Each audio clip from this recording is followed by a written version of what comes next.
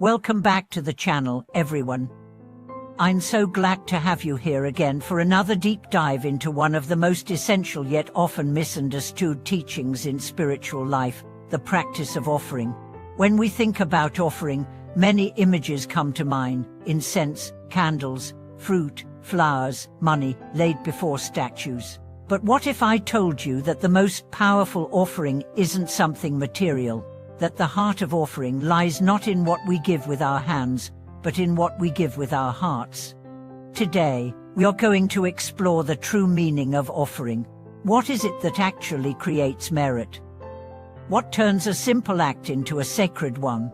Why do some offerings seem to open the heart, while others feel hollow?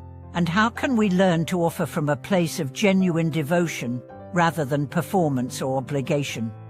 This topic touches the core of spiritual practice, because at its heart, offering is not about appeasing a higher power, it's about transforming the one who gives. And to do that, we need to understand the inner dimensions of this practice. Let's begin by recognizing the cultural and ritual backdrop most people inherit. Across traditions, offerings are common. In temples, shrines, and altars around the world, you'll find people bringing food, flowers, money, and more. These acts are beautiful in their symbolism. They represent gratitude, reverence, and devotion. But there's a subtle trap. We can start to believe that the thing we offer is the point, that if we give something expensive or elaborate, it must have more spiritual value. But that's not the teaching. In fact, the great masters remind us again and again, offering is not about the object, it's about the intention. A single grain of rice offered with a pure heart carries more spiritual weight than a truckload of gold given with ego or expectation. This truth is radical, because it levels the field. It tells us that anyone, regardless of wealth, status, or ability, can make a powerful offering. You don't need riches. You don't need fancy rituals, you just need sincerity. So what is a sincere offering? It's a gift given without attachment, without the desire for recognition, without hoping to earn favor. It's a moment of pure generosity, where the giver is not seeking to get anything in return. That kind of giving purifies the heart. It softens the ego. It reminds us that we are not separate, that we are part of a larger web of life, and that sharing is our natural state. There's a story from the Buddhist tradition about a beggar who had nothing but a few wilted flowers. She placed them before the Buddha with such humility and love that the entire assembly of monks felt their hearts open. The Buddha smiled and said, "This is the purest offering I've received today." It wasn't about the flowers. It was about the faith behind the gesture. Faith, that's the key. Offering is not a transaction, it's an expression of trust. Trust in the path, trust in the teachings, trust in the unseen workings of karma. When we offer with faith, we are saying, I believe in something greater. I release my grip on control. I give not because I have to, but because I want to participate in the sacred. And yet, many people struggle with this. They ask, if the Buddhas are already enlightened, why do they need our offerings? Why place fruit before a statue? Why burn incense to a being who transcends form? These are good questions, and the answer is both simple and profound. The Buddhas don't need anything. The offerings are not for them, they're for us. They're reminders, anchors, mirrors. When you light incense, you're not feeding a deity, you're offering the fragrance of your own aspiration.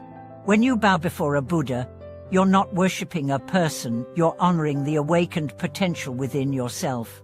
When you give to a temple or a teacher, you're not buying blessings, you're expressing commitment to the path, gratitude for the teachings, and willingness to participate in something beyond self-interest. This shift in perspective changes everything.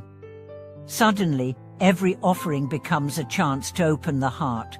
Every gesture becomes a sacred ritual, not because of what you're doing, but because of the presence you bring to it. Let's talk about some common misunderstandings. One is the idea that bigger is better, that donating more money or bringing grand items means you're a better practitioner, but offering is not a competition.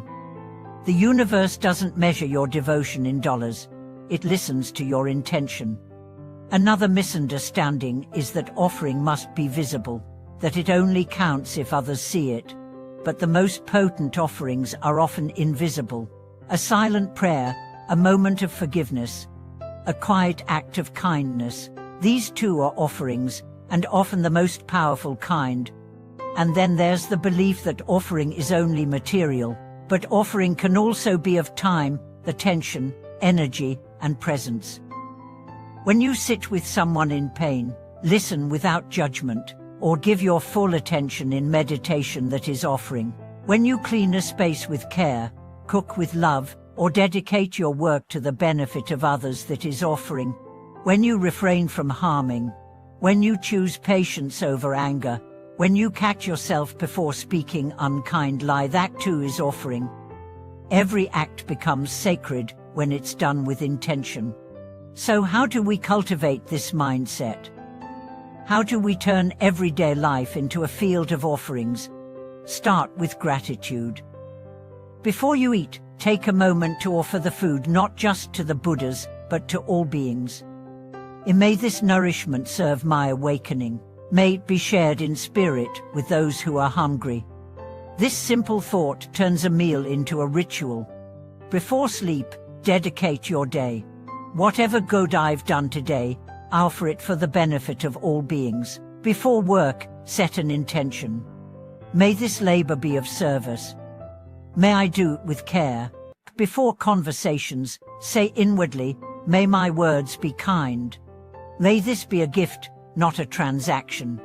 You see, offering is not something we do occasionally, it's a way of living, a sacred posture, a spiritual orientation, and the more we live this way, the more natural it becomes. There's also a beautiful practice in Buddhism called mental offering. Even if you don't have anything material to give, you can visualize giving. Imagine offering the most beautiful flowers, the most fragrant incense, the most exquisite food, not to impress anyone, but as an act of inner devotion. This strengthens the mind, opens the heart, and plants seeds of generosity. And now, some people might ask, but what if I feel nothing? What if my offerings feel hollow or forced? That's okay. Don't fake it.